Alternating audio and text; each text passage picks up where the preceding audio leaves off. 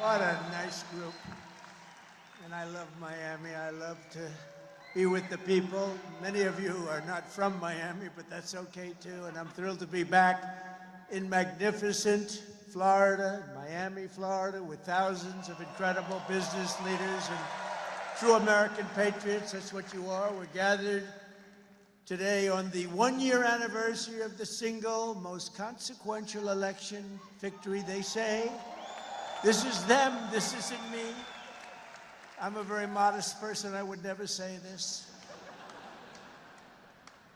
The single most consequential election victory in American history. It's possible. I mean, it's possible. We've done a lot. On November 5th, 2024, the American people reclaimed our government. We restored our sovereignty. We lost a little bit of sovereignty last night in New York, but we'll take care of it. Don't worry about it. We rescued our economy, regained our liberty, and together we saved our country. On that magnificent night, 365 days ago, you know, I was with a group of very important people, and they say, think of it, last week, just last week, 6 days ago, 7 days ago, they said, you were campaigning 1 year ago. I said, no, it felt like I've been in this position for so long. And it's right. At that point, 1 year ago, I was actually campaigning. We did the McDonald's shot. Remember the McDonald's shot? We did the garbage truck shot. And actually, the McDonald's one was the biggest hit in the history of Google. Can you believe that? Number one, the garbage truck did well, but not as well. I guess there's something about McDonald's, right? But it worked, and we won a tremendous election. We won all 7 swing states. We won the great state of Florida, by the way, by 1.4 million votes, which is unprecedented. Biggest victory ever in Florida, including an 11-point victory right here in a place called Miami-Dade County. We won the popular vote for the first time of any Republican in many decades. We won the Electoral College 312 to 226. And we won 86% of the counties in America. That's a big one. 2,700 to 525. I'd say that's called a landslide, right? We got more votes from African Americans than any Republican candidate in history. We also won a record share of votes from the incredible Hispanic American community. There might be a couple of us. Biggest vote in history. And above all, we won a resounding mandate to make America great again, which is what we're doing. And every day since, I've been fighting to turn the promise made into the ultimate promise kept. We're going to do our job. We have a big job to do. We've done really well. I think it's the best 9 months, they say, of any president, and I really believe that if we can have a few more 9 months like this, you'd be very happy, you'd be very satisfied. But it's been pretty incredible, with trillions and trillions of dollars being poured back into our country by other countries and other places and people. 1 year ago, we were a dead country. Now we're a country that's considered the hottest country anywhere in the world. It's the hottest country. We are now in the hottest country anywhere in the world.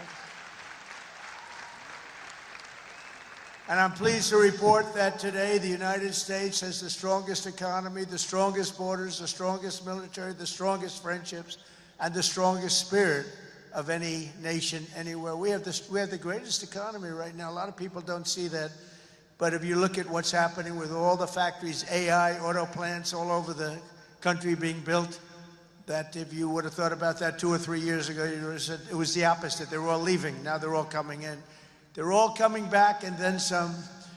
And I think that we can honestly say, and I think you're going to see it even more so over the next 12 months, that this is the golden age of America. This is the golden age.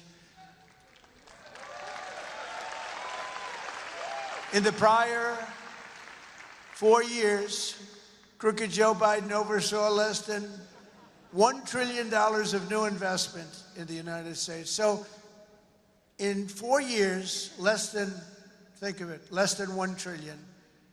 That was not doing too good. In 9 months, I've secured commitments of over $18 trillion, and we're going to have $21 trillion within the first year. So Sleepy Joe did, think of that. In 4 years, he did less than $1 trillion. We're going to have 21 trillion in 1 year. I would say it's slightly better. Slightly, just a little bit better. The stock market is set 40-time all-time record highs, and just recently, record high, record high, record high. All of them, all of the different exchanges. GDP growth in the second quarter was an amazing, almost 4%. And as you know, they said, oh, it'll be 2% or 1%. And it's been really helped a lot by the tariffs. It's been really helped incredibly, because this is really a transition period. We went from a horrible, failed country to a tremendous success. It's a transition, and yet we did almost 4%, triple and even quadruple. Almost every other country anywhere in the world. Think of that. In the third quarter, we're on track to achieve an estimated 4.2, maybe more, who knows. I think if you go a couple of years out, you're going to see numbers like you've never seen, because all of these places that are now under construction, they're being built, they're going to be open, and thousands of jobs, hundreds of thousands of jobs are coming in, even building them. But when they open, that's when you're really going to see the numbers. We're building some of the biggest buildings ever built anywhere in the world. The AI buildings, you know, they can cover, they show displays of them. They can cover the island of Manhattan. They're so big. They literally can cover the island of Manhattan. In 9 months, we've lifted over 600,000 Americans off of food stamps, which is a record. 1.9 million more American-born workers are employed today. Think of that. Almost 2 million American-born workers are employed today, more than when I took office. That's 9 months ago. Can you imagine that? And I tell Republicans, if you want to win elections, you got to talk about these facts, you know. It's really easy to win elections when you talk about the facts. And we have more people working now than at any time in the history of our country. Right now, we have more people working. These are things you have to talk about. It doesn't just happen. You got to tell them. It's wonderful to do them, but if people don't talk about them, then you can do not so well in elections. Wages for workers are rising at the fastest pace in over 60 years. Those are workers, and that's what we love. We love the workers. Since I took office, wages for the typical factory worker are up $1,300. Construction workers' pay is up $2,200, and miners are up nearly $5,000 this year alone.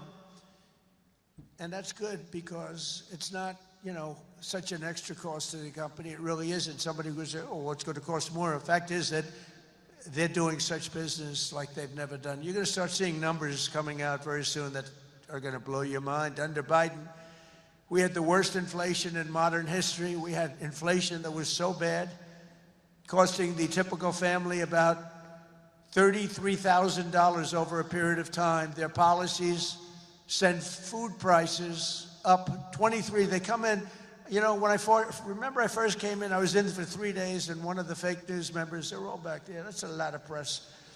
Fake news. They said, egg prices are through the roof. I was there for 3 days, and this maniac, this lunatic person, happened to be a woman. Sir, what are you going to do about egg prices? And they'd gone up like 4 or 5 times. I said, well, you just told me it has a problem. And people weren't buying Easter eggs. You believe it? I said, we're buying Easter eggs for the White House, for the egg hunt, the famous egg hunt. But within a couple of months, we got them down. We have a great Department of Agriculture headed by Brooke Rollins, and we did a great job, and we got them down to the level they originally were a long time ago. Now we have that in just about everything. And if we don't have it, we get them down. Their policies sent food prices soaring 23%, the Biden policies. And it wasn't him. It was the people surrounding him around the desk. He didn't know what the hell he was doing. Biden. How the hell did that happen? Well, I know how it happened. A rigged election. That's how it happened. Think of the damage done. Although I must tell you, but this is a much more powerful term. I mean, this is a much better term. In one way, it's bad to see how bad people... You're going to see the same thing in New York, by the way. You watch what happens in New York. Terrible. But you're going to see that same thing. And I hope it doesn't happen, but you're going to see it. Gas prices are surging to $5 a gallon, and even higher, and mortgage rates skyrocketed. by 152%. But under the Trump administration, all of that is changing. Prices are coming down very fast, and we're bringing them back to the beautiful part where you can have, and you can truly say, we're talking about the American dream again. You didn't used to hear that term. You heard it during my 4 years, and then it disappeared. Now you're hearing it again more than ever. Because we had the most successful economy in the history of our country during my first 4 years. We rebuilt the economy, cut the biggest tax cut in history. We had the biggest tax cut in history, the biggest regulation cut in history. That's why we had the great economy. And now the only difference is we're doing better this time. Actually, we're going to have a bigger, better, stronger economy than the first 4 years. And that was the biggest, that was the most successful economy in history. Gasoline prices have plummeted to the lowest in 2 decades, and we're going to soon see $2 gasoline. Think of that, $2 a gallon. It was up to $4.50, $5. And you know, when you get gasoline and you get oil and gas down, it's so big, it's so massive, the importance of it, that everything else starts to follow. And that's what's happening. Grocery prices are way down, and Walmart just announced that the cost of their standard Thanksgiving meal, this is the greatest. They're greatest, they're wonderful. They come out every year with how much does a Thanksgiving meal cost compared to last year, right? And it always goes up, up, up. It's 40%, 30% more. Is 25% lower than 1 year ago. Isn't that great? That's a big deal, Rima. That's a big deal. I don't know if they care about that in Saudi Arabia, but here it means a lot. We got the princess here from Saudi Arabia. She's got a lot of cash. Serious cash, and she's a great person. So she doesn't care about the price of a turkey is down a little bit, you know, she doesn't have to worry about it. Since March, the price of eggs is down 85%. Energy prices are down, interest rates are down, despite the fact that we have a total nincompoop at the Federal Reserve. It was recommended by one of my real great people, who I'd never spoke to again. And the cost of the typical new mortgage is down by nearly $3,000 a year. Day by day, we're making America affordable again. It's going to be affordable again at a really record pace. And, you know, other people are going to take credit. All the mayors and all the governors, they're going to say what a great job. They didn't do a damn thing. Yet as we speak, the Democrats in Congress are trying to put all of this progress at risk and drag us back to the Biden policies of soaring prices, crushing energy costs, massive spending, open borders, let the world come into our country from prisons and from mental institutions, let them pour in, and rampant inflation. That's what Biden gave us, all of those things. With the reckless Democrat shutdown, virtually every Democrat in Congress has voted to hold the American people hostage in an effort to extort hundreds of billions of dollars in new spending. They're demanding free health care for illegal aliens that just came into our country from prisons and from mental institutions, and drug dealers and drug addicts, and they want to give $1.5 trillion in giveaways that would turbocharge rapid inflation again, as they did the first time. You remember that just a couple of years ago, 4 disastrous years we just had. They were the worst years. Meanwhile, the radical left Democrats are causing millions of Americans who depend on food stamps to go without benefits. They're forcing federal workers to go without paychecks, and they're stranding thousands of travelers at the airports. And you understand it, and they understand it. All because they want to return to the failed Biden policies that created, and also Obama policies. I watched him the other day up talking, well, Donald Trump is a mean person. I'm not a mean person. I just want to have a country that's great again. Is that okay? I'm not a mean person. He's a mean person. He's a divider. He's a divider. Obama, Barack Hussein Obama. And by the way, ask him how he's doing on his museum library.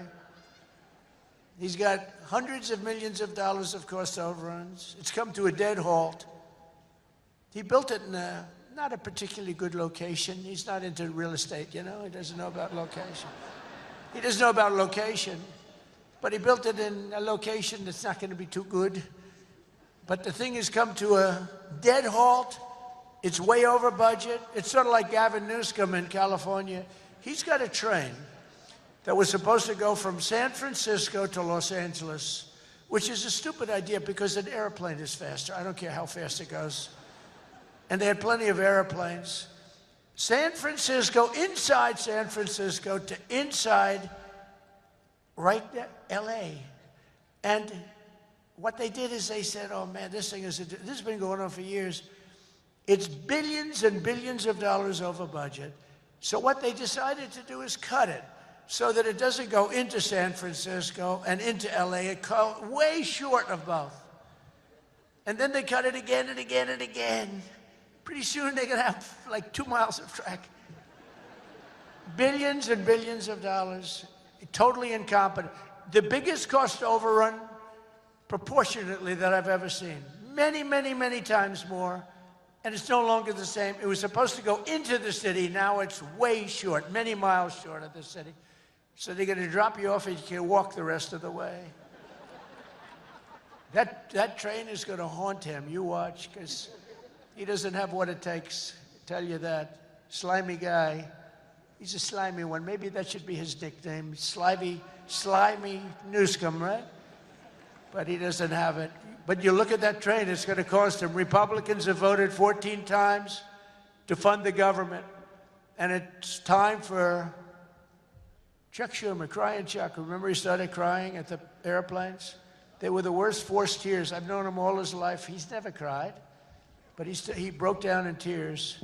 He was so devastated. He didn't know why he was crying, but he just thought it was good to do. His people told him this was a good time to cry. Crying Chuck. But it's time for Chuck Schumer and the radical Democrat Congress to stop playing games with the people's lives and to pass a clean funding bill that they've done 30 times before. And to reopen government immediately. Just reopen it. They don't like it to be reopened because we're setting records. They think actually, I don't think anything is going to hurt. We are so strong now that I'm not sure that anything is going to hurt. But it would be good to open it up. Take care of the people with jobs that aren't going to get paid and aren't getting paid. And no matter what, we will not let them impose their inflation-causing extremism on the American people. We're not going to pay $1.5 billion for people that came into our country illegally, okay? If you don't mind. That's what they did last time. Remember the Inflation Reduction Act? The greatest scam, one of the greatest scams. I would say some of their environmental scams were even bigger, but one of the greatest scams ever, Inflation Reduction Act, and then they admitted it had nothing to do with inflation reduction, remember? But it did actually caused massive inflation. It actually caused massive inflation. But we don't use auto pens in the Trump administration to sign things. We don't believe in that. You know, I get these guys come in with these big, beautiful documents, gorgeous, beautiful, must cost a fortune. I should check the price. But, you know, a general is being made or something, you know, some big post. And they say, sir, would you sign this, please? It's going to be a 4-star general, or it's going to be a big cabinet position, or it's going to be something with medical or whatever. I take my pen and I sign it.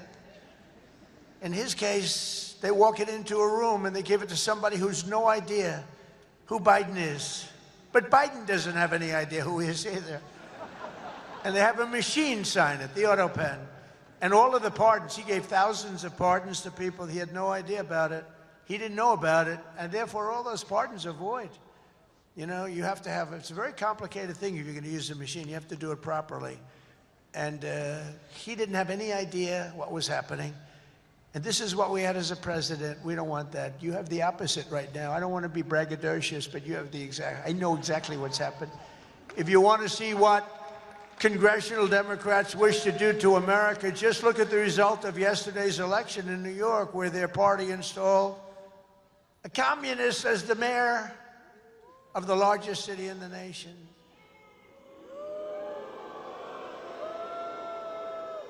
Remember, I've said we will never have a socialist elected to any post in our country. I used to say that, and I was right. We skipped socialist and we put in a communist instead. That didn't work out too well. But as I've warned for many years, our opponents are hell-bent on turning America into a communist Cuba or socialist Venezuela, and you see what happened to those places. For generations, Miami has been a haven for those fleeing communist tyranny in South Africa. I mean, if you take a look at what's going on in parts of South Africa, look at South Africa, what's going on. Look at South America, what's going on. You know, I'm not going to, we have a G20 meeting in South Africa. South Africa shouldn't even be in the Gs anymore because what's happened there is bad. I'm not going. I told them I'm not going. I'm not going to represent our country there. It shouldn't be there. Take a look at what's happening in different parts of South America. Take a look at what's happening in different parts of the world. But now the Democrats are so extreme that Miami will soon be the refuge for those fleeing communism in New York City. They flee. They flee. Where do you live? New York City, but I'm trying to leave because I don't want to live in a communist regime. I hope it works out for New York. I love New York. I love New York. When I left New York for the White House, it was good, except we had, you know, the telltale signs of trouble because we had a guy named de Blasio. Do you ever hear of him as mayor? He goes down as probably the worst mayor in history. Then he went to Harvard to teach government. Do you believe it? They took de Blasio, and they took that mayor from Chicago, the woman, the one that gets her hair done very expensively, right? Beautiful hair. She got beautiful, luxuriant hair. And they took her, and she's teaching at Harvard. They're teaching government. And then you hear about Harvard. We're trying to work a settlement with Harvard right now for about, like, a lot of money. I won't tell you what, but you'll be reading about it pretty soon. Because what they've done to Jewish people and what they've done to others is pretty bad, I'll tell you. It's pretty bad. Going to cost them a lot of money. After last night's results, the decision facing all Americans could not be more clear. We have a choice between communism and common sense. Does that make sense to you? Common sense. It's common sense or communism. And you know, you take a look back 1,000 years, it hasn't worked.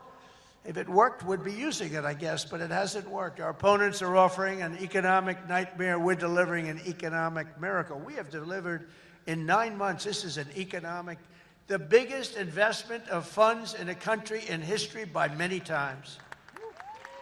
That's good. They want higher spending for government and illegal aliens. We want bigger paychecks for American workers and American families, and that's what we're delivering. You see that. They stand for crime and chaos and corruption. We stand for law and order and justice. Also strong borders. Boy, do we have strong borders. They put America last. We put America first. We put America first. And as long as I'm in the White House, the United States is not going communist in any way, shape, or form. We'll stop it. We're going to stop it. Stop this nonsense. You know, I said they were voting last night. You can have a communist or a thug. A communist, and they took the communist, you know. It's pretty amazing. We could have done a little better in terms of candidates.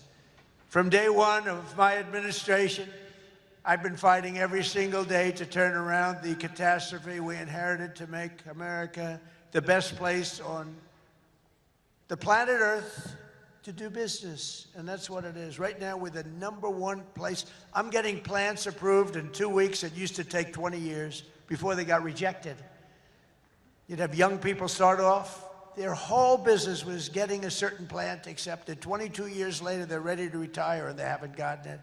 And then they go to a vote, and they get rejected after 22. They wasted a whole life looking for an acceptance. We do it in 2 weeks. We make sure it's good. We make sure it's great and proper, environmentally sound. It takes 2 weeks. My goal is to have the best tax rates, the lowest energy cost, the lowest regulatory burden, the most advanced technology, and the fairest trade deals anywhere in the world. You know, we're leading China. We're leading everybody by a lot in AI.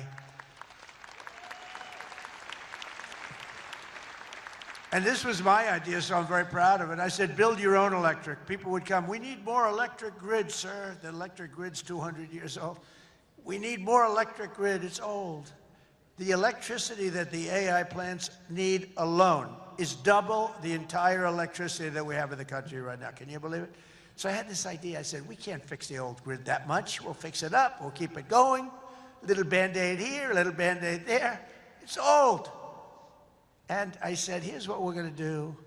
We're going to let these geniuses build their own electric generation. So they are building their own electric utility plants. They become a utility, if you think about it. They're building the utility and the electric right alongside. This is where they have their transformers and everything. They're building the most expensive electric plants you've ever seen, generating plants. Some by nuclear, some by oil and gas, some by coal as a substitute. They're building them right next to their plant, and they're incredible. People say they've never seen anything like it because these minds are genius. To them, an electric plant is not complicated. To them, an electric plant is better than the people that produce electricity, although Florida Power and Light is doing a lot of plants for people. They're pretty advanced, I have to tell you. But they're building their own juice next to the plant. Isn't that sort of a cool idea? And you know, when I first proposed that, they came into my office with, you know, they have unlimited money, but they were trying to figure out how they can build it because they had no electric of any consequence. And they said, you're going to build your own plant. I'm going to get you your approvals in 2 weeks, 3 weeks, maybe a month if I'm slow. We have a great man, Lee Zeldin, in charge of the environment. He's incredible.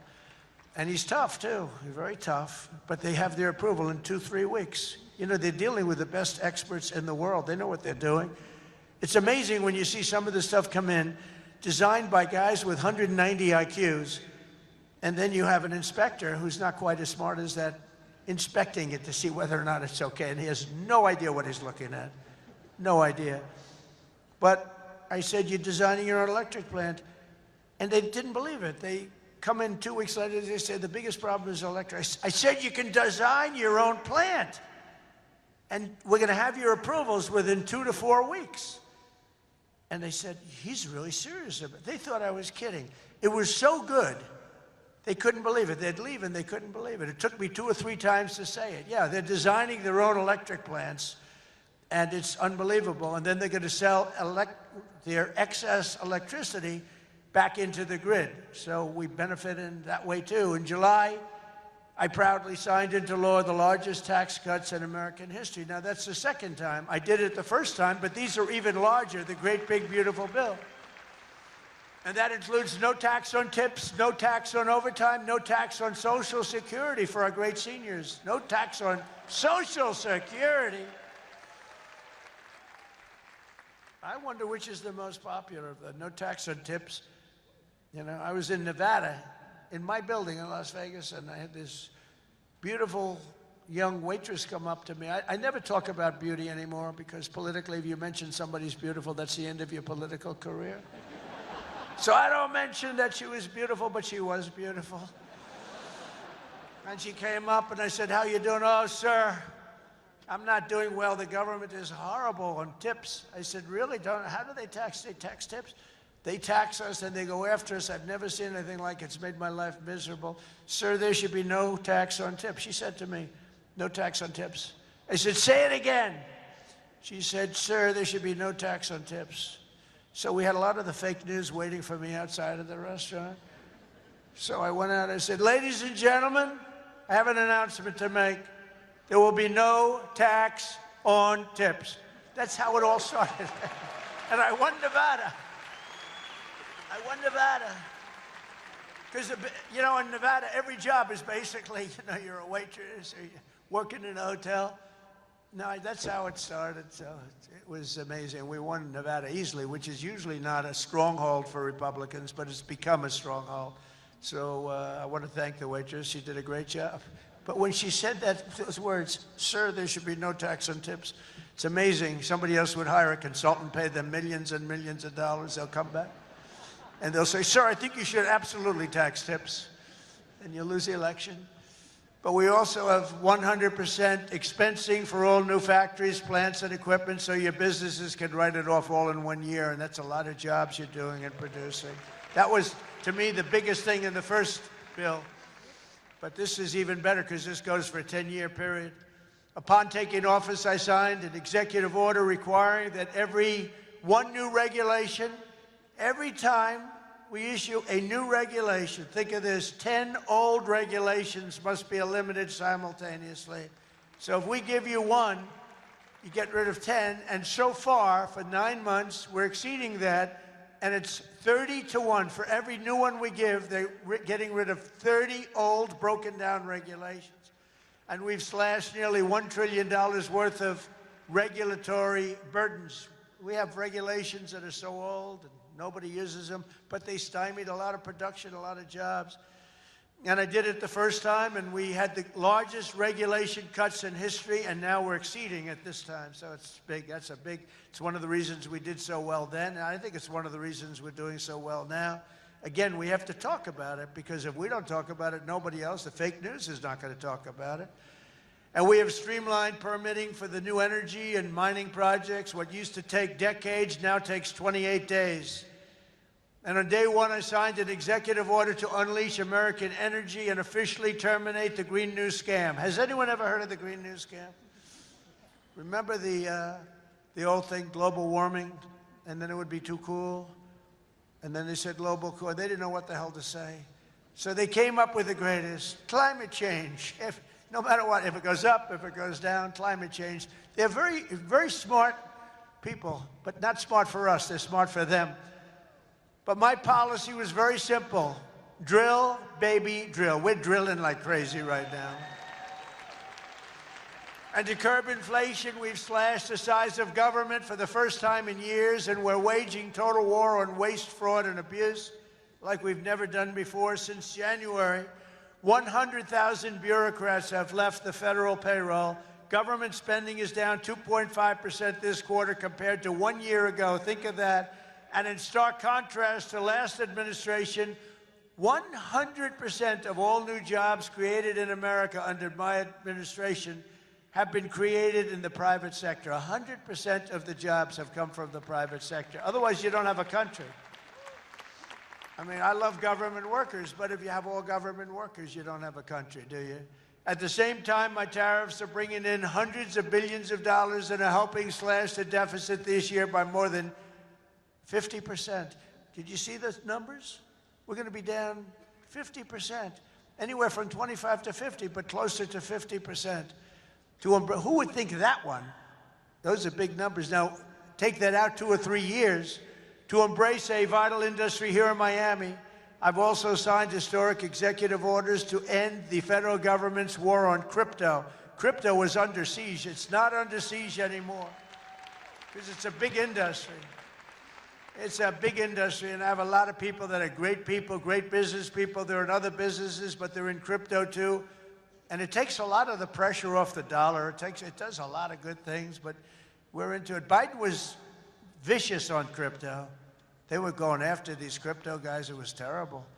They were under indictment, but I got indicted too. I made a phone call. Congratulations on your victory. He made a phone call. Let's indict him. These people are the worst. Then they say, he's gone after Comey. They indicted me. They impeached me. They did everything. It's unbelievable. Who the hell else could have taken that? Do you guys know anybody else that could have taken it? I don't think so. A lot of people say, you're the only one could have taken that. I don't know if that's true, but there aren't too many. We're making the United States the Bitcoin superpower, the crypto capital of the world, and the undisputed leader in artificial intelligence. We're leading China by a lot. And don't forget, if we don't do the crypto properly, China wants to do it. They're starting it, but they want to do it. Other countries want to do it. If we don't do it, it's a big industry. We're honored to be joined today by a man who has been a true champion for many of these bold policies. He really has. He's been a great guy. He was a little late in his endorsement of me, I'll be honest with you. He endorsed me. You know, these guys that endorsed me after I won, I don't know. Sir, I'd like to endorse you. No, I won the election. Nah, he's a good man, actually. I've known him a long time. He's helped turn the area into one of the hottest markets in the country and one of the greatest cities in the world. Miami Mayor Francis Suarez. Please, Francis, come up.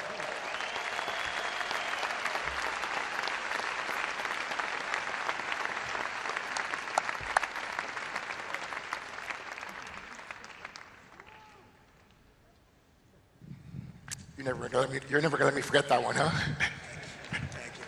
my brother. Thank you, Mr. President. Just a little shorter than you are. Oh, it's truly a great honor to be here with you this afternoon and to have you here once again in the great city of Miami. Your leadership and your vision have shaped not only our nation, but also the future of our city. Miami's success today is rooted in the values that are deeply American: opportunity, freedom, safety, and innovation. These are values that you have championed with conviction, and they are the same values that have made Miami a symbol of what's possible.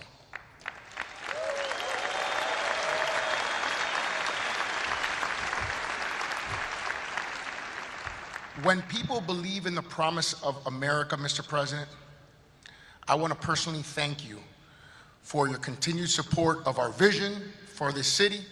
It was an honor to stand beside you in the Oval Office when you announced the next year's G20 right here in the city of Miami.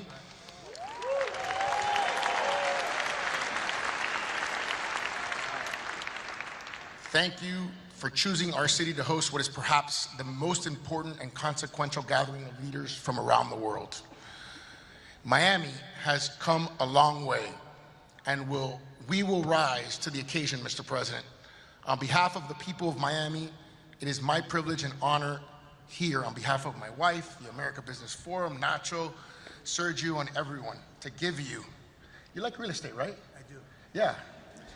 This is a key that opens some really nice presidential library real estate.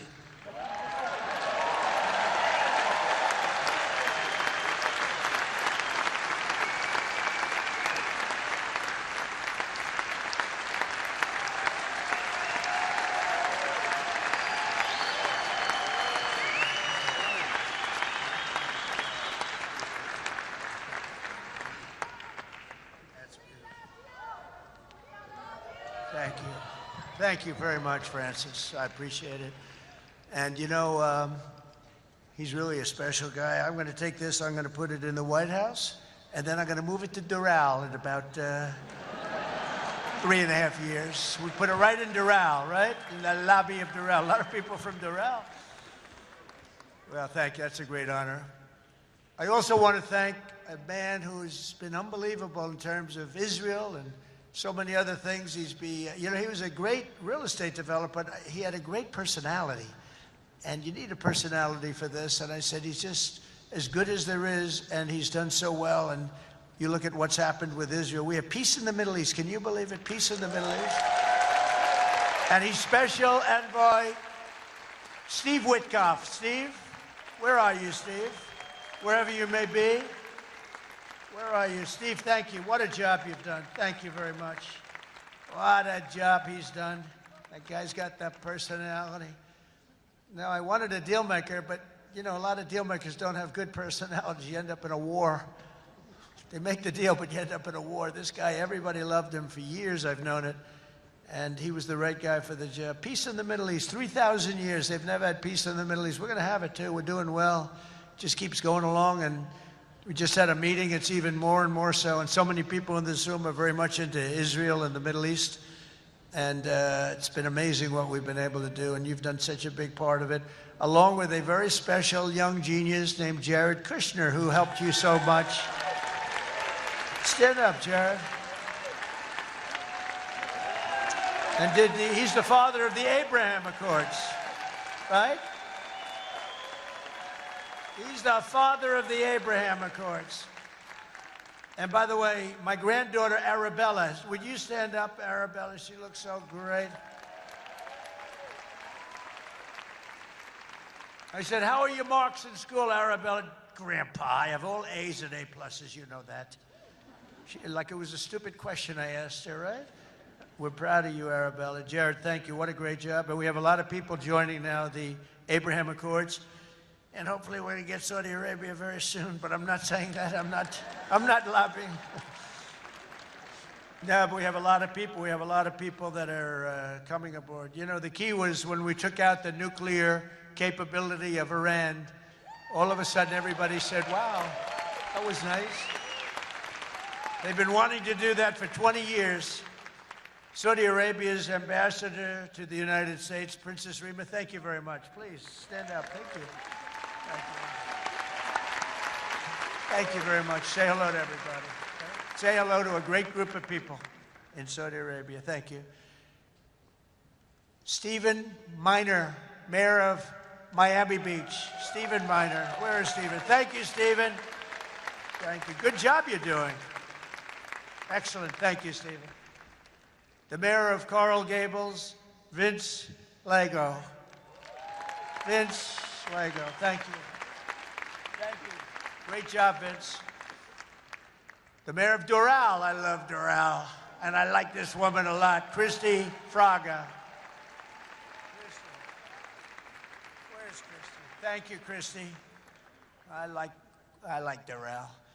We also have Commissioners Damian Pardo, Laura Dominguez, Ralph Rosado, Miami-Dade Supervisor of Elections, Alina Garcia, the President of FIFA, Gianni Infantino. FIFA, where's Johnny?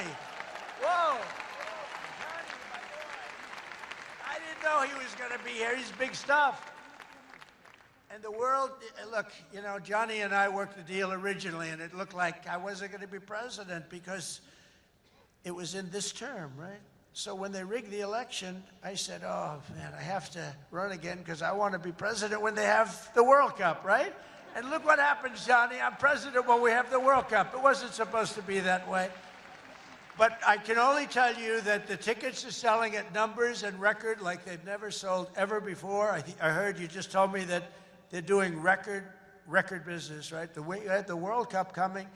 Think of it, we have the World Cup coming, we have 250 coming, and we have the Olympics. 250 is 250 years of age. And we have UFC at the White House, by the way, on June 14th. That's going to be at the White House. That's going to be a tough ticket. That's UFC. But we have, think of it, Johnny is there with FIFA, and we have the Olympics. We have it all coming. It's all this thing. I'm glad I'm sort of happy the way things worked out, you know? It's turned out to be as good as it could be. I think we've made more progress than we ever could have made in the second term. I think this is really more progress being made. We also have Formula One CEO Stefano Domenicali, and where's Stefano? Very good. That's big stuff. We have a lot of big people here today. We also have a gentleman who called my election successfully. He said, and Donald Trump will be the next president of the United States. Got a great voice. Brett Baer. Where's Brett Baer? Brett Baer. Where is he? And his son is with him, Paul. Paul's a very good golfer, so is Brett. Thank you, Brett. He's doing an interview with me right after this. Oh, is that Paul? Oh, stand up, Paul. Paul, did we take your father easily in golf? Tell me, huh? That was easy, right? Get ready. We'll do it again. Thank you very much, Paul. You look great. Also, I want to thank your two great senators, Ashley Moody and Rick Scott. And, you know, I just left them. Believe it or not, I had a meeting with all the senators this morning. I gave them my vision because, frankly, it's always nice to have good vision.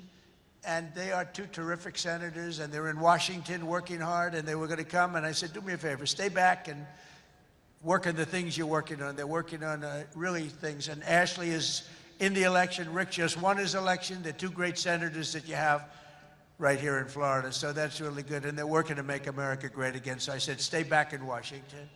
Together with many of the people here today, we've achieved more in 9 months than most administrations achieve in 8 years. It's true. We've really done a lot. We inherited the worst border in history, and within a matter of weeks, we turned it into the strongest border anywhere in the world, and they have some pretty strong borders, but we have literally no people coming through. They do come in. They come in legally. You know, we want people to come in. We want to make it real easy for them, actually, but they come in legally. So you have to know that. We just don't want criminals coming in. We don't want people from prisons. We don't want prisons dumped into our country like Venezuela did. They emptied their prisons into our country. We don't want that, right? For months in a row, 0 illegal aliens have been admitted into the United States. 0. They actually announced it. This is an official 0. Remember when Biden said, I have no control over the border? Millions of people pouring through, not people that you could look at them, not that we discriminate, you could look at them and say, these are not going to be perfect for our country. They were rough people that they let in. They had 11,888 murderers, 50% of which murdered more than one people. We don't want them. We're getting a lot of them out. Hopefully we're going to soon have all of them the hell out of here. Either out of here or we have to put them in jail because they're so dangerous. Some are so dangerous we don't want to bring them out. We'll just make sure they never come back in. But this is what they were putting in our country, and it's a disgrace. On day one, I signed an executive order to designate the drug cartels as foreign terrorist organizations. We had a big, strong, positive number come out just recently. The drugs coming into our country are way down. I'll tell you where they're really way down is drugs coming in through water. People are saying, no thanks. I don't think I want to ride in that boat today, please. We want you to take these drugs into the United States. You know what? I think I'll take a pass, sir. The drugs coming in by border are not much. Every boat that we hit kills, think of this, if it gets through, kills 25,000 Americans plus, but 25,000 Americans. Every time we hit a boat, we save 25,000 lives. Got to look at it that way. And we're arresting and removing thousands and thousands of dangerous gang members, MS-13, Tren de Aragua, all these gang members are being thrown the hell out of our country. And if you look at Washington, D.C., it's now a safe community. We're in Memphis now, and within 2 weeks, all of a sudden, it's like a safe community. It's really made unbelievable progress. And we're blowing up cartel terrorists, and we're blowing them up linked to the Maduro regime in Venezuela and others. Look, it's not just Venezuela. But a lot of things are coming in. Look, Venezuela emptied their prisons into our country. Nobody wants that. They emptied their prisons into our country. We're liberating our cities from the scourge of violent crime, making our country safe and beautiful again. We're starting in our capital, Washington, D.C., which right now you can walk through the middle of Washington. You have no problem. 6 months ago, that wasn't the case. 1 year ago, it was a disaster. But law enforcement, our military has done an incredible job, actually. It's a safe, very, very safe city again. And it's been beautified. We're putting new medians in. We're covering the roads with nice, clean, beautiful asphalt. We're redoing the grass in the parks. It's really becoming beautiful again, and it's safe. We don't get calls that, think of it, call to the parents, your son, sir, has been killed. He came to see the Lincoln Memorial and he's dead. No, that's not happening anymore. We run it tough. We run it very tough. Sometimes you have to be a little tough to get rid of. These are thugs. These are bad people. We're bringing them the hell out of our country where they came from. We renamed the Department of Defense to the Department of War. And well, if you think about it, after the Second World War, they changed it to defense, right? So we won the First World War. We won the Second World War. We won everything in between and everything before. Never lost a war. We still don't lose wars. Sometimes we don't fight to win. You know, we'll stay around the country for 15 years, just bomb the hell out of everybody, make everybody miserable. Nobody knows why we're there, you know, the wars that never end. But we made it clear that the days of political correctness in our military, they're over. We don't want to get into wars. I rebuilt the military. We have the strongest military by far in the world. We make the best equipment, the best missiles, the best rockets, the best everything. We redid our nuclear. We're the #1 nuclear power, which I hate to admit because it's so horrible. It's such a horrible situation if it ever has to be used. Russia's second. China's a distant third, but they'll catch us within 4 or 5 years. They want to catch us, and they'll be able to catch us. And we're maybe working on a plan to denuclearize the three of us, so we'll see if that works.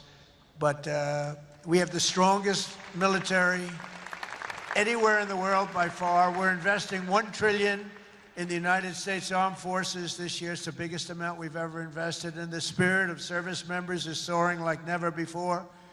We used to have recruiting shortages a year ago. You remember, you couldn't get people to join our military all around the world. You couldn't get them to rejoin. You just couldn't, no matter what you do. That we were way short. Now you can't get into our military. The waiting list, you have waiting lists to get into our military because we have spirit in our country. And all around the world, America is making peace, and we're really making peace through strength because they know they're not going to mess around with us. Nobody's going to mess around with us. You saw what happened. We made a deal with China last week, and we made a deal with Japan last week. We made a deal with Malaysia. They helped us so much. All great economic deals, all great. Great for everybody. In 8 months, I ended 8 wars, including Kosovo and Serbia. The Congo and Rwanda, that was going on for a long time. Pakistan and India. You know, I was in the midst of a trade deal with both of them. And then I read on the front page of a certain newspaper, I said, I don't know, mention the newspaper because it's usually fake news. But I heard they're going to war. 8 planes, 7 planes were shot down. An 8th was really badly wounded. But 8 planes were shot down, essentially. And I said, this is war. And they were going at it. And they're 2 nuclear nations. I said, I'm not going to make any trade deals with you guys unless you agree to peace. No way, this has nothing to do. I said, it has everything to do. Your nuclear powers. I'm not trading with you. We're not making any deals with you if you're at war with each other. A day later, I get a call. We've made peace. They stopped. I said, thank you, let's trade. Isn't that great? Tariffs did that. You know what? Tariffs. Without tariffs, that would have never happened. Israel and Iran, Egypt and Ethiopia, Armenia and Azerbaijan, and Cambodia and Thailand. All of them were in war, starting war. Some of the wars were 32 years old. One was 38 years old.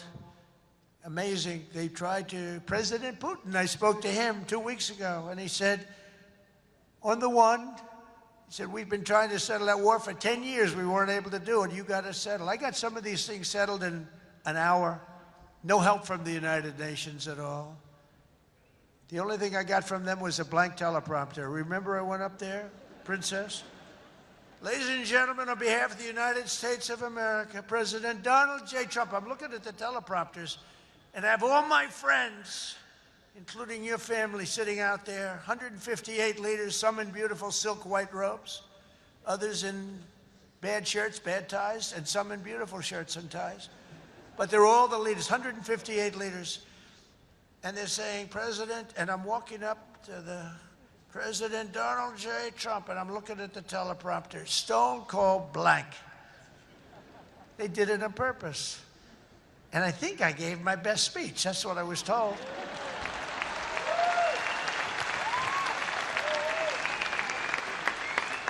But it still wasn't a great feeling. I'm walking up very slowly. You know, I'm 20 feet. I'm trying to walk slowly because I see it's not working. They're dead.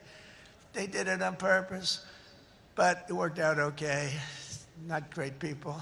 Most important of all, for 4 weeks ago, and this is very important, we brokered the historic peace deal that ended the war in Gaza, and it's a serious end, too. You know, I read a lot of people, oh, it's very tenuous. Jared and Steve, I don't think it's tenuous to you. I hope it isn't, because otherwise I'll have to cross it off. I'll have to say I only ended 7. But that was a tough one, right? That was a tough one. But there's nothing tenuous about it. It's a serious end.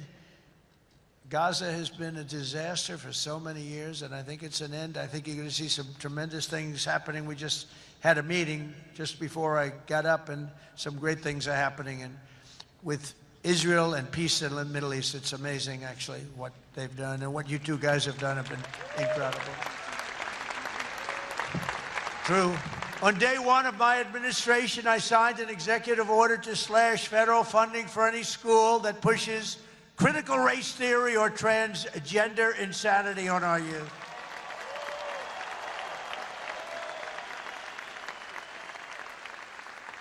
And we completely banned the chemical and surgical mutilation of our children.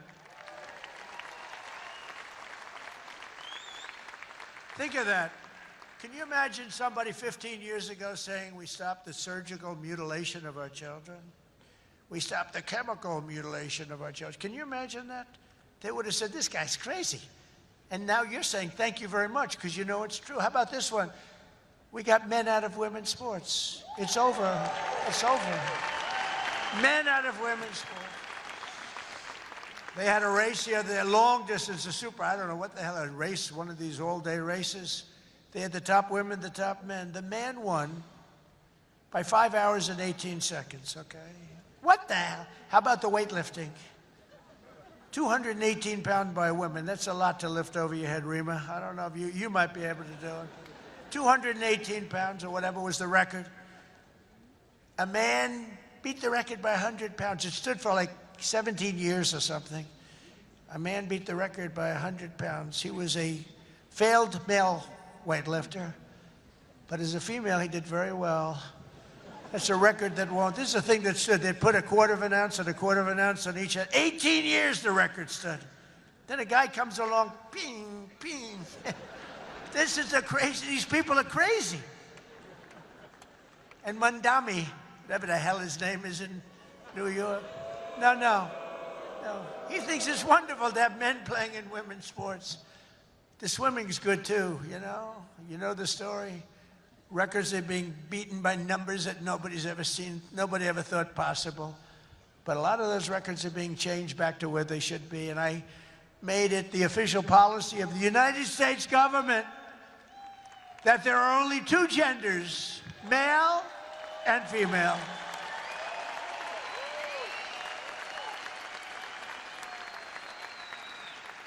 And we're restoring the name of a great president, William McKinley, to Mount McKinley, the beautiful Alaska mountain I renamed. Think of that. They took the name of McKinley. He was a great president.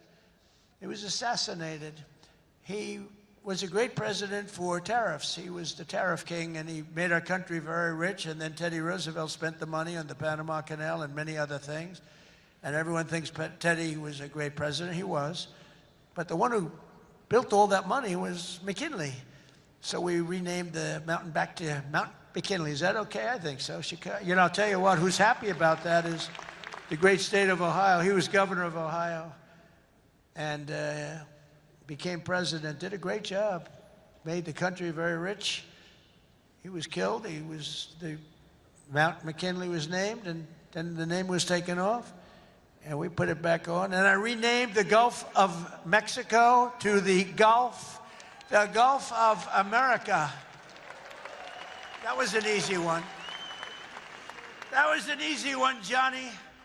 That was easy. You know, I looked, we have 92% of the shore. I used to say when I was a child, I'd say, how come it's called the Gulf of Mexico? It's mostly America. You know, all the way, it wraps around Florida, all the way up. It's 92% of the shoreline. I said, I think to me it's the Gulf of America. Little did I know I'd have the chance to do it. I did it very quickly. For years, our country was run by radical scoundrels and far-left bureaucrats who created one catastrophe after another, wrecking our economy, erasing our borders, and surrendering America's power and standing all over the world. But after just 1 year since that glorious election, I'm thrilled to say that America is back.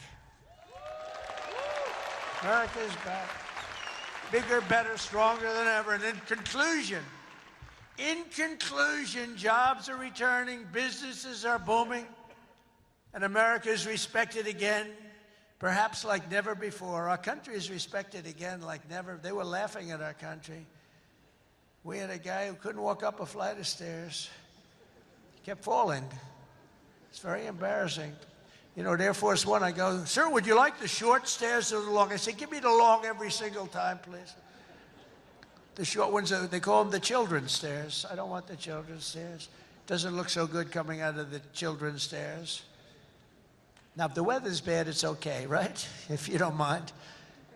But the communists, Marxists, socialists, and globalists had their chance, and they delivered nothing but disaster. And now let's see how a communist does in New York. We're going to see how that works out. And we'll help them. We'll help them. We want New York to be successful. We'll help them a little bit, maybe.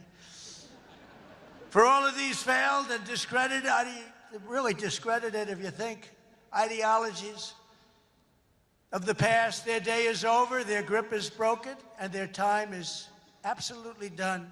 The golden age of America has begun, and we are just getting started. It's a golden age like you've never seen before.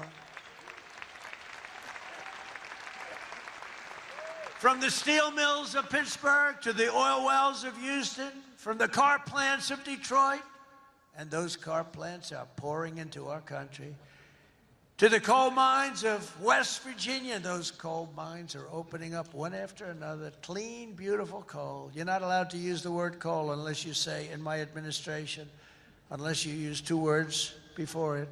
Clean and beautiful. Biden would say, unless you use 2 words before it, here you go, clean. He said, what happened to the other word? Remember those things? He'd say 3 words and mean 2.